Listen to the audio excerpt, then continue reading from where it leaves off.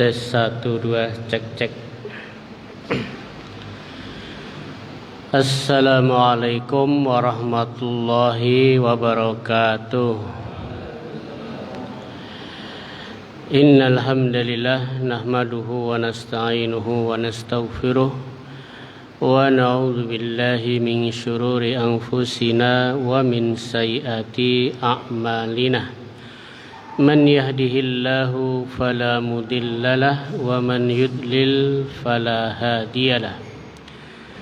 Asyhadu an la ilaha illallah wahdahu la syarika lah wa asyhadu anna Muhammadan abduhu wa rasuluh.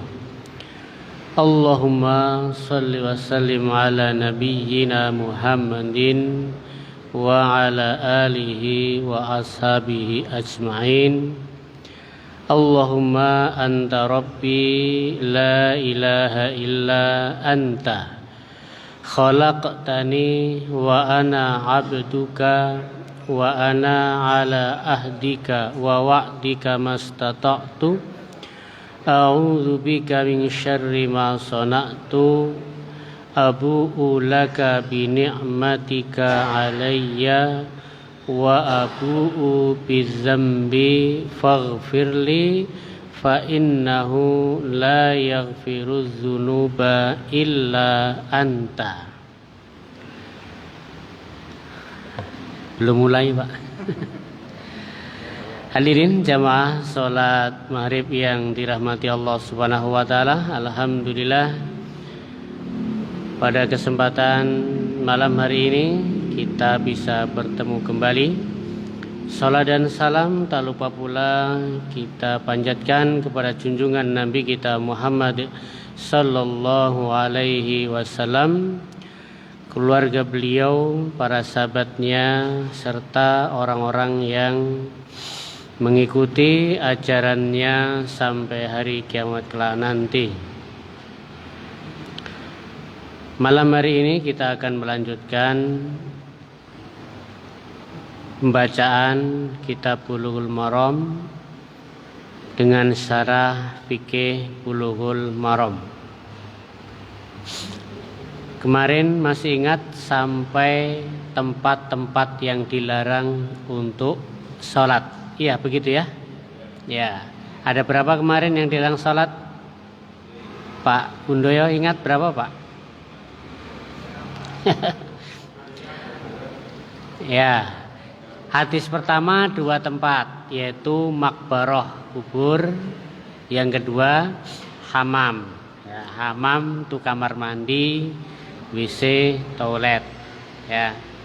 Kemudian hadis yang kedua kemarin itu, itu ya. Ya, saya bacakan kembali hadis yang kemarin, satu hadis ya. Al-mawatin, tempat-tempat yang dilarang untuk sholat di dalamnya. Wa an Ibnu Umar radhiyallahu anhuma, dan dari sahabat Ibnu Umar, semoga Allah meridhai keduanya, qala, dia berkata, nahan Nabi sallallahu alaihi wasallam, Rasulullah sallallahu alaihi wasallam melarang an yusalliya fi sab'i mawatin, untuk sholat di 7 tempat. 7 tempat. Yang pertama adalah al-masbalah, yaitu tempat buang sampah. Al-masbalah. Dulu ketika Umar bin Khattab menaklukkan kota Baitul Maqdis, begitu kunci diserahkan, maka yang pertama kali dicari oleh Umar di mana dulu tempat Rasulullah sholat. Hanya oleh pastor di situ ditunjukkan, oh ini dulu tempat ketika Rasulullah sholat di sini. Ternyata tempat itu sudah menjadi tempat pembuangan sampah. Maka kemudian Rasulullah dengan tangannya sendiri itu membuang sampah itu, dibuangi semua. Setelah bersih, kaum muslimin juga ikut, baru kemudian Rasulullah sholat di situ. Ya, ketika menaklukkan Baitul Maqdis atau Palestina. Maka tempat yang dilarang yang pertama adalah al-masbalah, karena tempat sampah ya jelas tempat kotor, ya kan? Bau-bau busuk, bangkai, najis, mungkin orang buang di situ kan? Nah, ilahnya di situ. Tidak ada tempat sampah itu bersih, tidak ada. Ada enggak tempat sampah bersih? Tidak ada ya? Tidak ada. Pasti kotor. Ya. Kemudian yang selanjutnya adalah yaitu saya lupa ini ya. Madzaroh ini apa lupa ya? Masyaallah. Ya. Tempat buang sampah yang kedua adalah wal makbaroh, yaitu kubur tadi, kuburan. Ya, kemarin sudah diterangkan ilatnya apa? Karena bisa jadi tanah itu sudah menjadi najis, ya kan? Bercampur dengan darah, nanah, bangkai yang busuk-busuk itu ketika tanah makam digali, ya kan? Nah, itu kan sudah bercampur dengan tanah. Nah, bisa jadi masih ada sisa-sisa najis yang ya bercampur dengan tanah tadi. Ya. Kemudian yang selanjutnya waqari utorik, yaitu jalan, ya. Jalan umum, ya, sehingga orang terganggu ketika lewat situ. Kemudian yang seterusnya adalah al-hamam. Hamam ini apa? Kamar mandi ya, hamam ya. Karena juga hamam ternyata juga kadang-kadang kamar mandi, kadang-kadang juga dijadikan satu dengan WC juga. Itu tempat terlangsat. Kemudian yang selanjutnya mawatinil ibil, yaitu kandang onta. Ya, kandang onta. Kemudian wa fauqa zuhri baitillah, dan di atas Ka'bah. Nah, di atas Ka'bah juga tidak bisa. Ya, kalau sholat di atas Ka'bah mau menghadap kemana? Ya, bisa. Nah, itu 7 tempat ya, termasuk dilarang.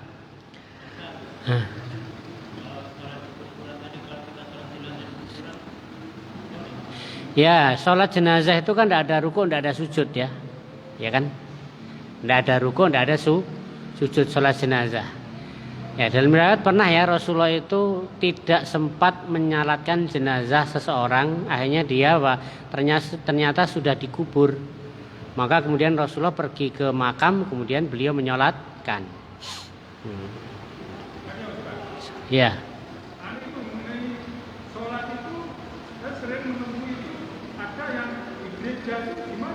Di gereja. Selama itu tempatnya suci, ya. Kemudian ada yang mengatakan selama di situ tidak ada patung-patung, maka boleh. Karena ketika Rasulullah sampai di Baitul Maqdis, itu sama pastor itu disuruh sholat di gereja. Sholatnya di gereja. Umar bin Khattab menolak bukan karena tidak boleh, tapi khawatir nanti gereja-gereja jadi masjid semua, ya kan? Hanya orang yang ada sholat di gereja kan begitu.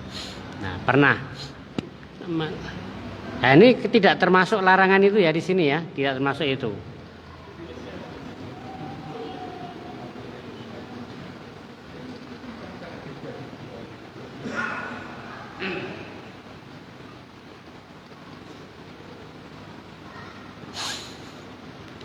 Ya. Oh, al-madzara itu tempat penyembelian. Misalnya kan ada tempat untuk nyembelih sapi, kambing gitu kan. Ya, kalau di sini apa? Penjagalan ya. Nah, ya kemungkinan di situ darah itu kan najis kan ya.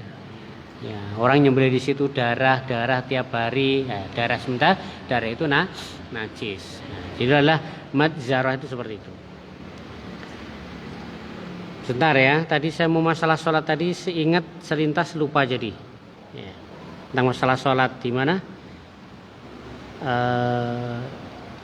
Yang barusan tadi ya.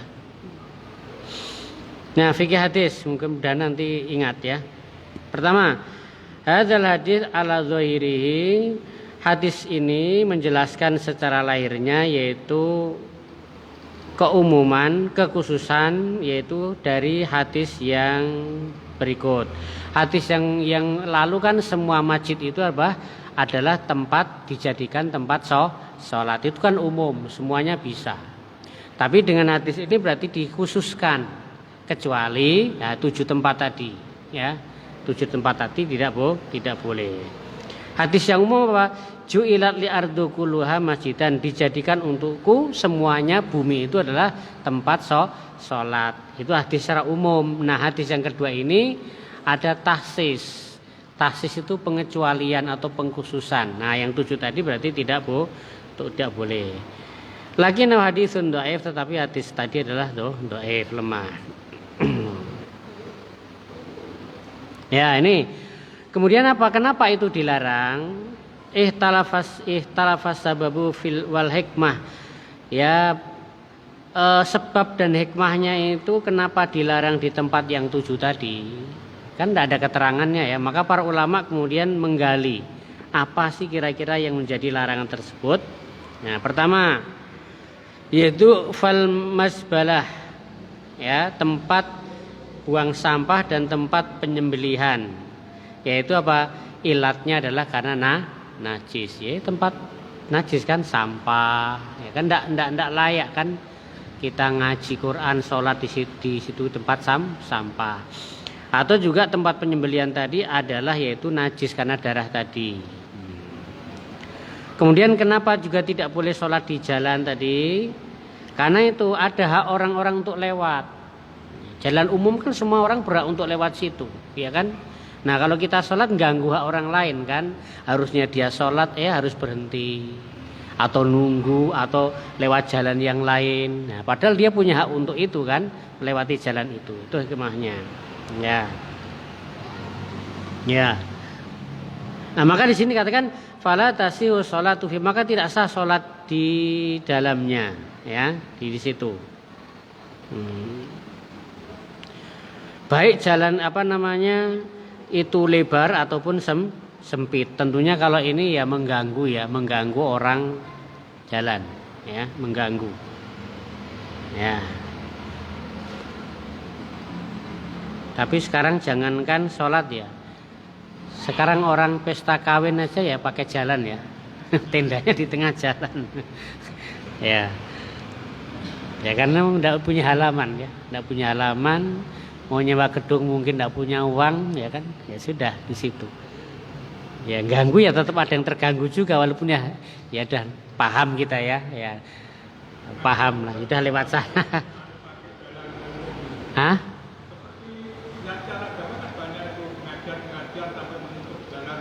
Iya, karena tidak muat itu ya masalahnya ya, karena tidak muat tadi. Ya, maka ya gimana seperti itu ya. Ya satu sisi ya mungkin kalau ada orang lewat ya mungkin akhirnya tidak jadi lewat, ya kan? Nah.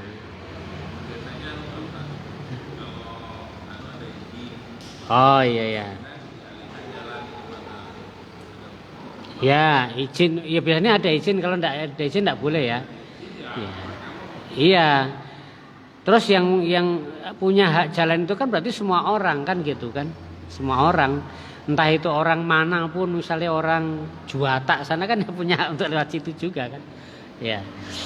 Ya, tapi orang sudah maklum lah ya, sudah, kecuali memang kalau itu acara tidak penting terus langganan, nah itu bikin ganggu ya. Kalau cuma sekali-kali kan kita maklum juga kan.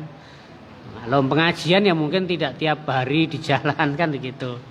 Ya sholat Id juga ya setahun 2 kali. Orang maklum sudah. Ya. Wala lihtimalin najasah, dan itu bukan karena najisnya ya. Jadi kalau larangan sholat di jalan itu pun bukan karena najisnya, tapi karena apa? Ada hak-hak orang yang terhadap jalan tersebut, gitu ya. Di samping itu apa? Di samping itu juga apa? Di samping itu juga orang yang sholat di jalan itu tidak akan khusyuk juga kan? Lagi sholat mikir nanti ketabrak mobil gimana kan begitu. Ya. Atau mungkin lagi sholat ternyata orang hati-hati aja ketabrak ya. Nah kan begitu bisa.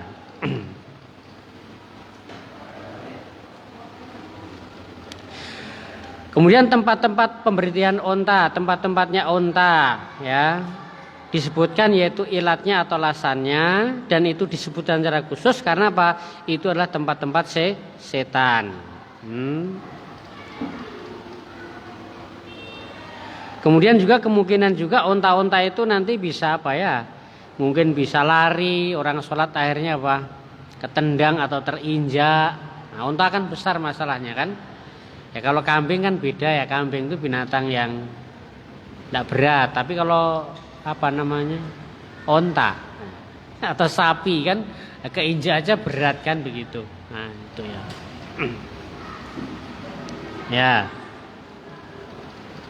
Maka larangan tersebut itu karena apa? Ada larangan dari sholat di atas Ka'bah, ya. Ya tidak bisa ya, sholat di atas Ka'bah. Ya. Kalau di dalam boleh ya, boleh kalau di dalam. Pernah dibahas ya. Kalau di dalam Ka'bahnya boleh. Nah. Gimana kemarin Pak Ajun sini? Hah? Apa? Ya, boleh boleh. Boleh ke utara, pokoknya menghadap dindingnya ya. Kalau tengah-tengah ya terserah. Kan kemarin ada satu negara yang kiblatnya dua ya. Nah, ada. Karena jaraknya antara dia dengan Ka'bah itu menghadap ke apa? Misalnya ke barat juga sama, ke timur juga sama jaraknya. Kan gitu. Jadi kalau di atas Ka'bah tidak boleh. Kalau di dalam Ka'bah boleh. Menghadap kemana? Ya menghadap ke temboknya, dinding. Ya bisa. Tapi sekarang tidak boleh ya. Kalau zaman dulu boleh. Sekarang tuh kan ya, kalau diperbolehkan nanti orang mau masuk semua kan, tidak muat. Nah mungkin pejabat, tamu, negara itu mungkin boleh bisa khusus. Hah? Astronot. Nah ini. Ya, sholatnya gimana kalau astronot di bulan sana? Menghadap bumi bisa kayak Allah alam kalau astronot seperti apa ya? Ya karena kalau kita itu misalnya naik pesawat pun juga ngadapnya kemana? Pesawat kan tinggi juga, ya kan? Pesawat itu kan sekitar berapa kilo dari bumi? 1 kiloan ya? Pesawat tuh normalnya pesawat itu 1 kiloan, kok 1 kiloan? Iya benar ya, benar 1 kiloan. Itu juga tetap menghadap kemana? Ke barat kan? Walaupun tidak bisa. Kalau harus ngadap Ka'bah berarti sholatnya nanti menghadap ke sana gitu ya? Tidak juga. Tapi tetap ke arah sana. Nah. Iya ya. Ya kalau di bulan kalau ternyata kelihatan buminya kelihatan ya berarti menghadap bumi ya. Bumi, ya, karena kelihatan.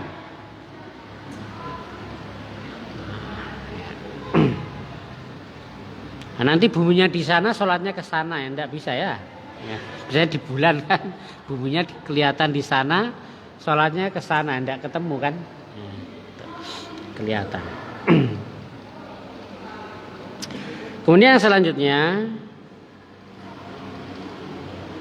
Zakara Ibnu Arabi rahimahullah taala, Imam Ibnu Arabi mengatakan ada 13 tempat yang terlarang untuk sholat di dalamnya. Ya. Bahkan ada yang mengatakan juga ada 19 tempat. Nah, di sini tidak diterangkan ya, tidak diterangkan. Cuma tadi berapa? 7 tadi.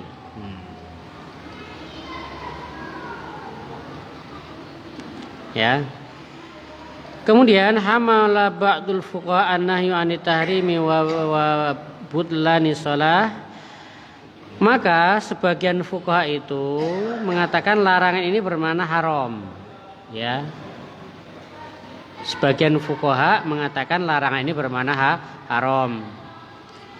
Sebagian yang lain termasuk as-Syafi'iyah, larangan ini bermaksud karohah, yaitu makruh. Ya. Sebagian yang lain nanti memerinci, hadis-hadis itu diperinci, dijelaskan lagi. Nanti akan ada hadis-hadis berikutnya. Ya, jadi ya seperti itu. Kemudian yang selanjutnya as-sholatu ilal kubur wa julus alaiha, salat menghadap kubur dan duduk di atas kuburan. Wan Nabi Marsad Al-Ghanawi, dan dari Ibnu Marsad Al-Ghanawi radhiyallahu, semoga Allah meridhoinya, qala, dia berkata, sami'tu Rasulullah sallallahu alaihi wasallam yaqul, Rasulullah sallallahu alaihi wasallam bersabda, la tusallu ilal kubur, jangan kalian salat menghadap kuburan. Wala tatlisu alaiha, dan jangan kamu duduk di atas kuburan. Rawahu Muslim. Hadis ini diriwayatkan oleh Imam Muslim. Ya.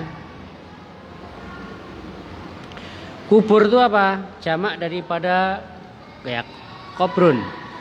Kubur adalah yaitu tempat di mana dimakamkan mayit, itu namanya kubur. Kubur ya, makam ya. La tusallu, jangan kamu sholat menghadap kubur, maksudnya apa? An-nahyu fil asli, yaitu larangan ini awalnya asalnya bermakna haram, tetapi kadang-kadang juga bermakna makruh. Ya, la tusallu, jangan kamu sholat menghadap kubur. Ini bisa haram, pada asalnya adalah haram, tapi nanti bisa juga menjadi makruh. Tiga hadis. Hah?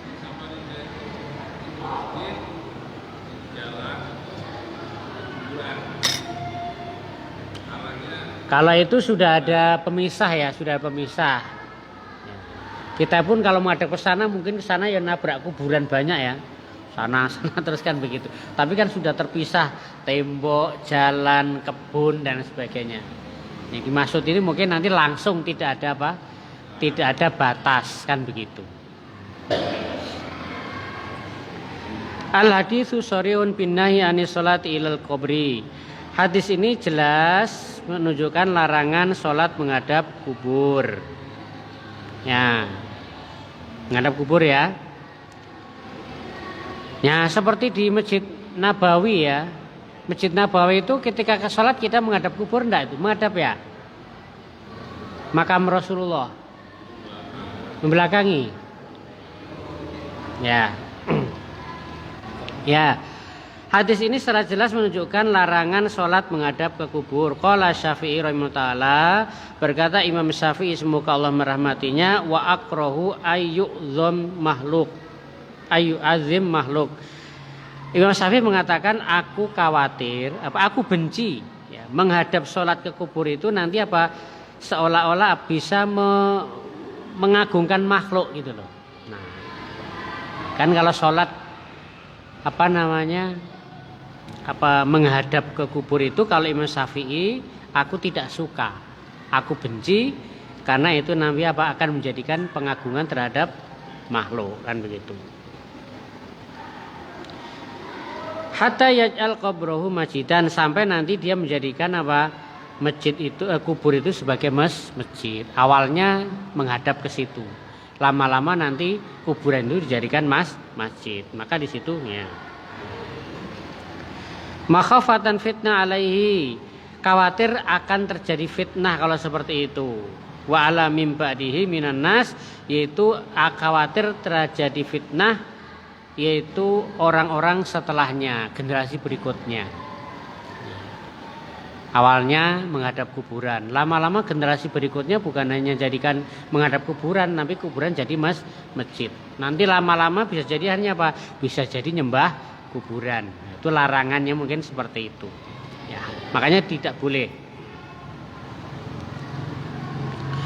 Yukrahu bina'u masjidin alal qabri, makruh membangun masjid di atas kuburan. Ya.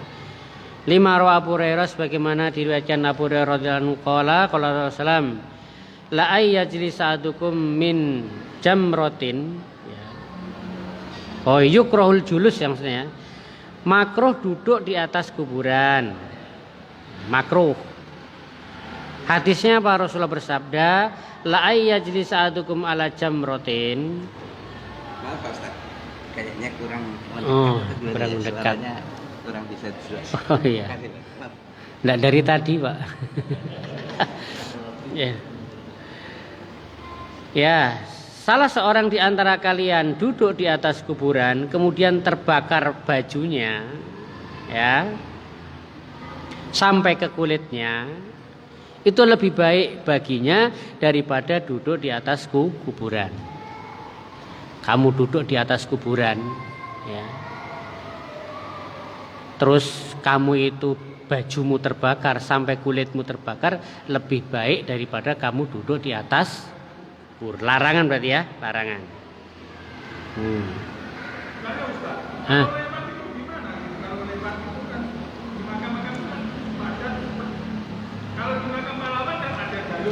Ya.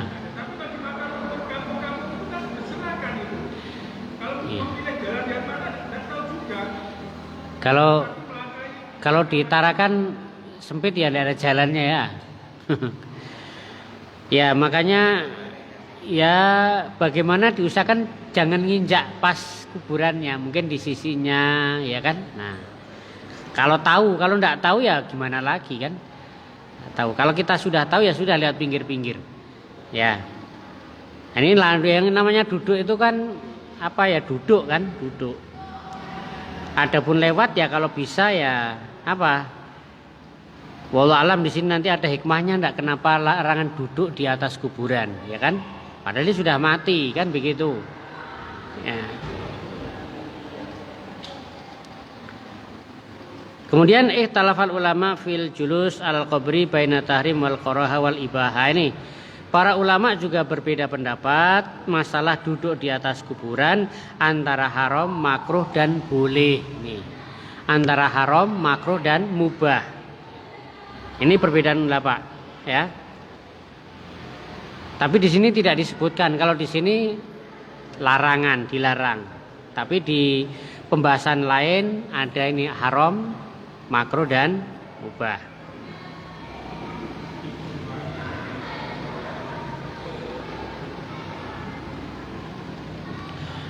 Ya, yang selanjutnya as-sholatu fi na'li, yaitu sholat pakai sandal.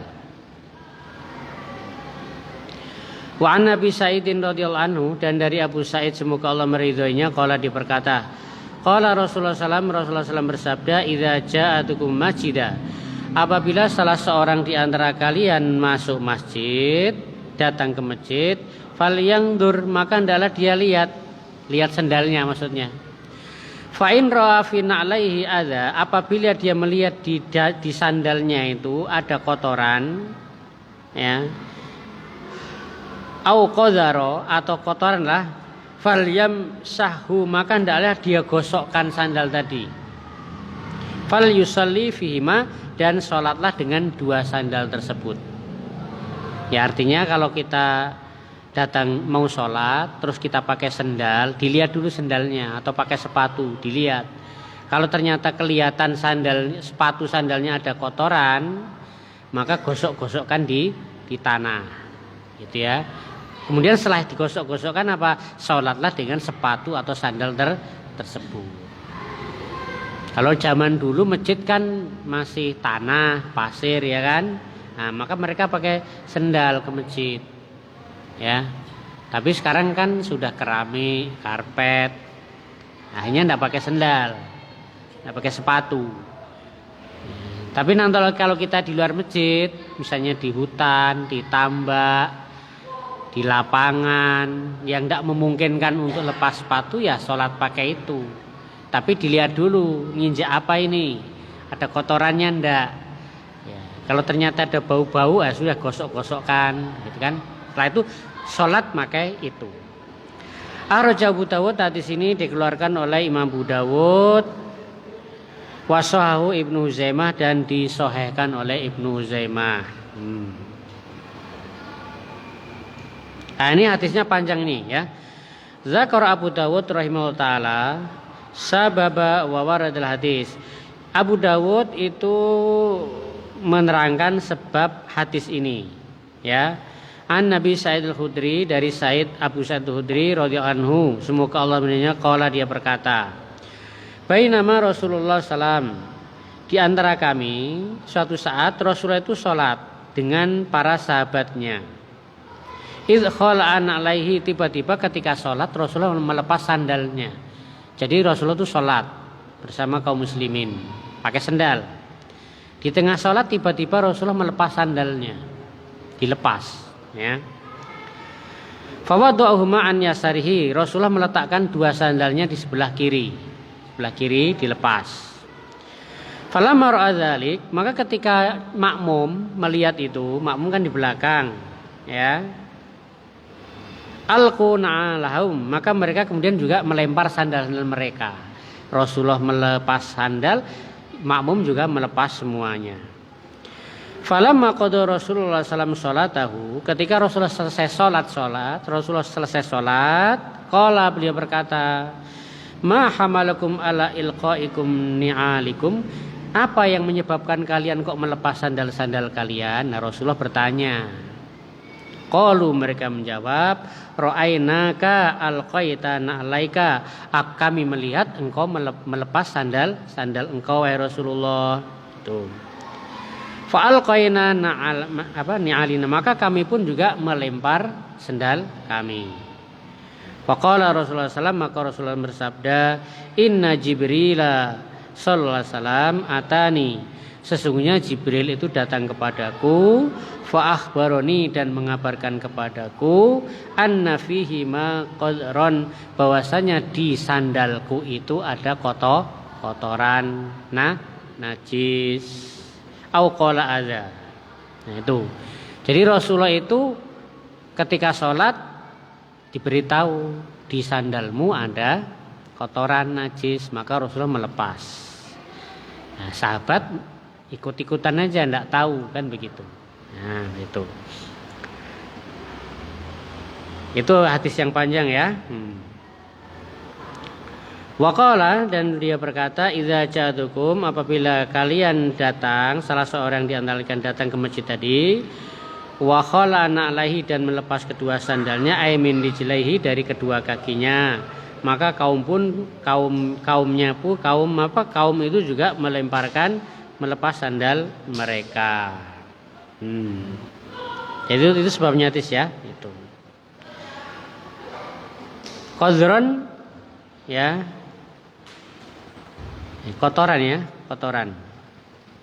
Fikih hadis pertama, al-haditsu dalilun ala syar'iyyati sholati fi ni'al. Hadis ini merupakan dalil, yaitu masyru'nya sholat dengan sandal, hanya syariat. Artinya dalam Islam itu juga ada syariat sholat memakai sandal atau sepatu. Ya.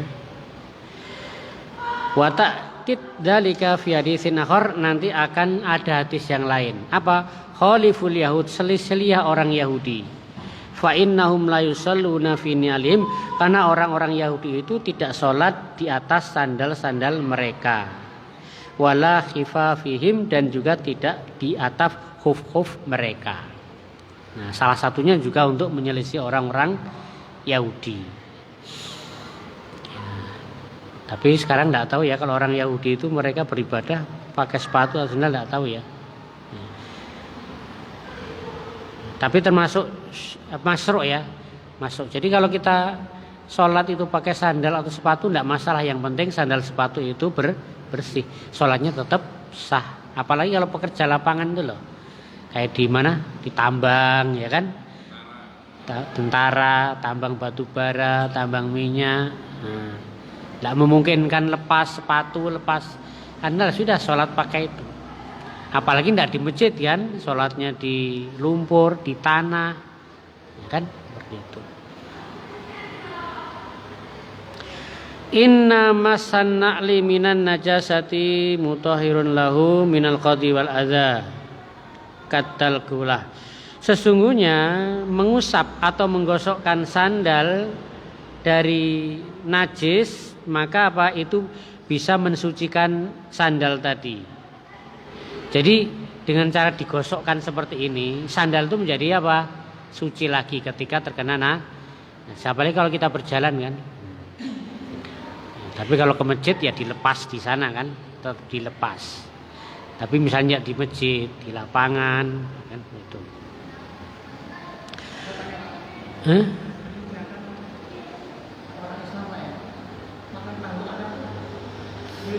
Tahu Arab? Hah? Tahu Arab itu apa?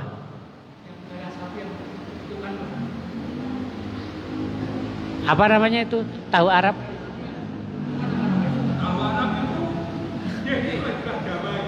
Oh di darah berarti. Oh kok tahu Arab?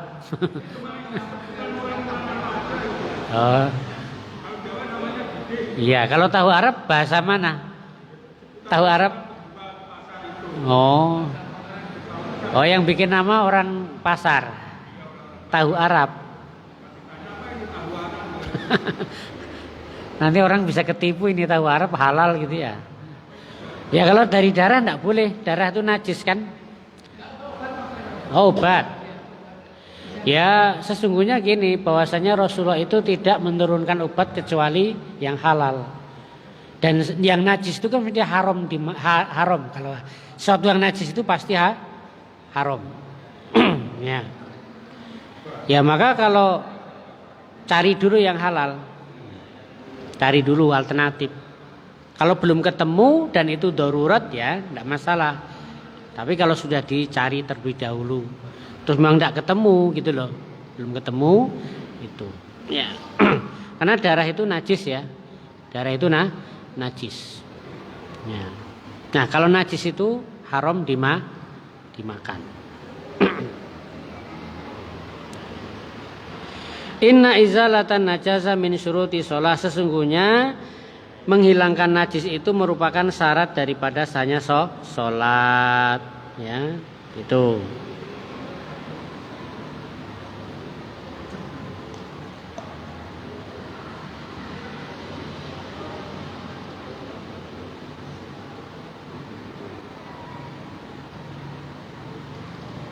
Nah, ya jadi menghilangkan najis itu syarat dari sahnya sholat. Adapun qadzar di sini adalah sesuatu yang kotor. Sesuatu yang kotor tapi tidak najis. Seperti apa ya? Seperti ingus. Nah, ingus itu kan? Nah, itu kan tidak najis tapi kan kotor ya. Ingus. Terus apa lagi? Ya, dan yang semisal keduanya. Ya. Gitu ya. Jadi qadzar itu bisa seperti itu. Kalau telinga yang mengeluarkan suara jemaah dan disebut popok itu apa najis juga? Enggak ya, enggak najis tapi cuman apa itu ya kotoran tadi. Kayak ingus, dahak, gitu kan? Nah, itu kan qadzar juga dimaksud itu ya. Ya. Kalau najis jelas sholatnya enggak sah kalau kena itu ya. Tapi kalau misalnya yang ini seperti yang kotor-kotoran ini tidak membatalkan sholat. Ya.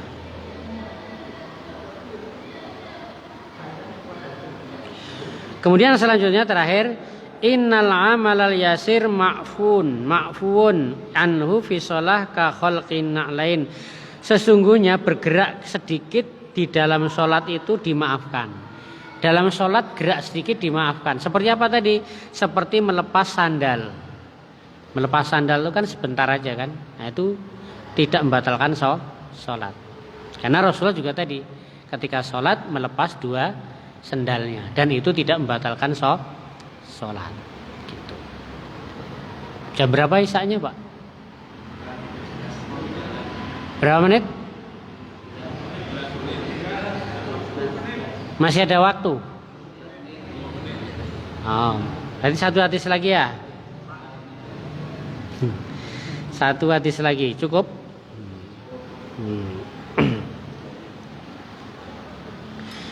Masih berkaitan itu. At-tadhiru biturab, yaitu bersuci dengan debu.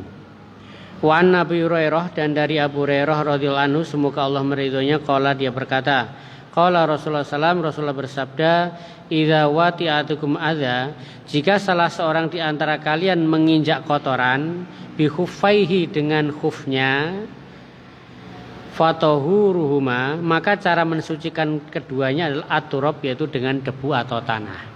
Nah, jadi kalau hadis ini, jika kalian menginjak kotoran, cara mensucikannya dengan apa? Yaitu dengan tanah atau debu, yaitu dengan digosok-gosokkan tadi. Kalau yang pertama ya, gitu. Akhraja Abu Dawud, hadis ini keluarkan Abu Dawud, wa Sahih Ibnu Hibban, dan disahihkan oleh Ibnu Hibban. Ya. Wato'a itu menginjak dengan kaki tadi yang pakai sepatu atau sandal. Al-adza di sini adalah apa? Al-adza adalah najis yang basah. Ya. Ataupun juga yang kering. Ya. Karena yang dimaksud adza ini, adza itu kotoran baik yang najis atau tidak, maka di sini disebutkan adza. Kotoran atau bukan kotoran itu dikatakan kotoran ataupun najis itu disebut dengan adza. Ya. Kalau dia juga pakai sandal, dia sholat di lapangan. Nah, dia kan kebanyakan kan di lapangan kebanyakan kan petang-petang kerbau kan banyak orang itu menginjak. Apakah itu cukup digosok-gosokkan di atau dia?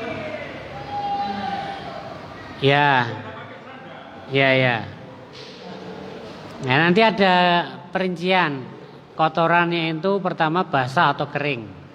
Kalau kering dengan digosok-gosokkan bisa hilang ya. Tapi kalau basah belum tentu hilang. Ya, kalau basah ya.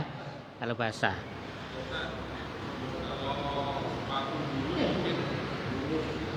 Ya.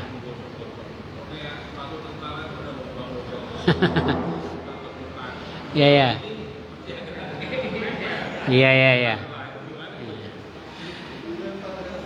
Nah, ya, termasuk najis yang dimaafkan itu adalah najis yang tidak kelihatan oleh mata, itu ma'fu, dimaafkan. Makanya kalau kita kencing, mesti ada yang kemudian setelah kencing ada cipratan ya. Nah, kalau kelihatan itu di kaki, di kain, nah itu najis. Tapi kalau cipratan itu tidak kelihatan, tidak ada ini kayaknya, walaupun ada tapi tidak kelihatan, nah itu dimaafkan. Jadi najis yang tidak bisa dilihat mata normal itu apa? Dimaafkan. Contoh lalat hijau. Lalat hijau itu hinggapnya di mana biasanya? Di sampah. Ada yang di kotoran manusia? Ada. Terus kita lagi makan ada lalat hijau di situ, ada najisnya enggak? Dia habis dari tempat kotoran manusia, ada najisnya di kakinya. Ada kan? Tapi kelihatan enggak? Enggak kelihatan, itu ma'fu, dimaafkan. Ah, kecuali harus pakai pembesar baru kelihatan. Ya. Bau. Ya sih. Ya. Tapi intinya apa? Intinya dimaafkan. Kalau misalnya masalah bau atau tidak bau ya sudah. Bau ya. Ya. Beda ya. Tapi intinya apa? Ya.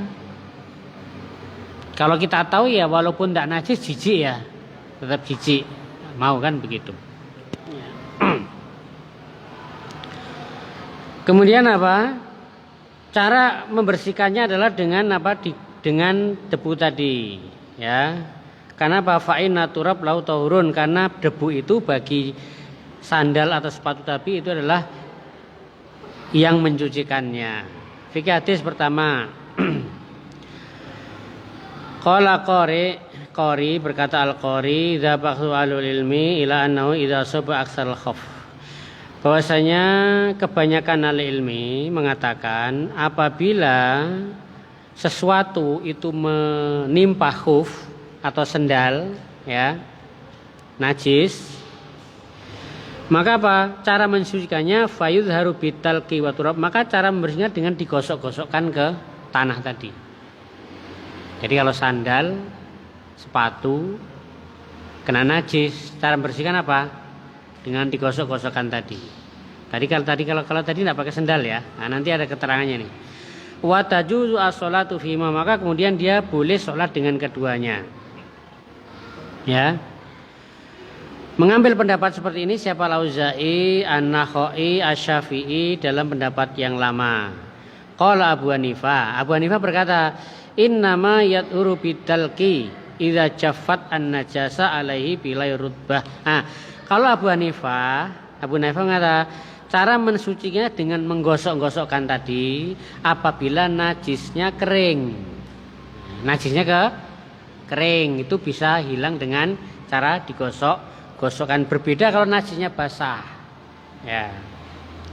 Qala Abu Yusuf, dia mengatakan idza masu ala wajhil al-mubalaghah. Ya, jadi mengusap itu adalah bentuk daripada kesungguhan.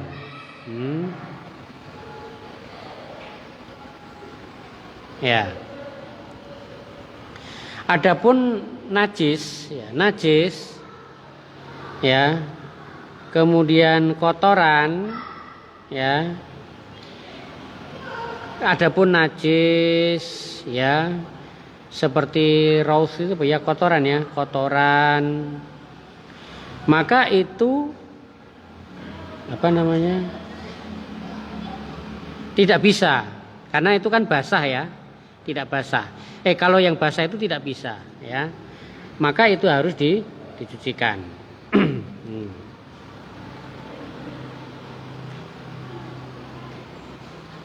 Jadi intinya apa? Intinya kalau kering itu cukup digosok-gosokkan, tapi kalau basah tidak bisa dihilangkan kecuali dengan dicuci. Intinya begitu, ya. Ini dicuci. Tapi di sini ada adapun sandal ya. Sandal itu bisa bisa suci dengan cara digosok-gosokkan di bumi, baik itu kering maupun basah. Berarti beda, ya. Intinya kalau najis itu ada dua. Najis kering dan najis basah. Kalau najis apa tadi ini? Ya. Nah, saya kira besok aja ya nih Pak, ya. Masih belum tuntas ini. Nanti saya baca kembali, ulang tentang tadi najis yang ada di sandal. Saya kira itu dulu, kita akhiri dengan doa kaul majelis. Subhanakallahumma rabbana bihamdika asyhadu an la ilaha illa anta astaghfiruka wa atubu ilaik. Assalamualaikum warahmatullahi wabarakatuh.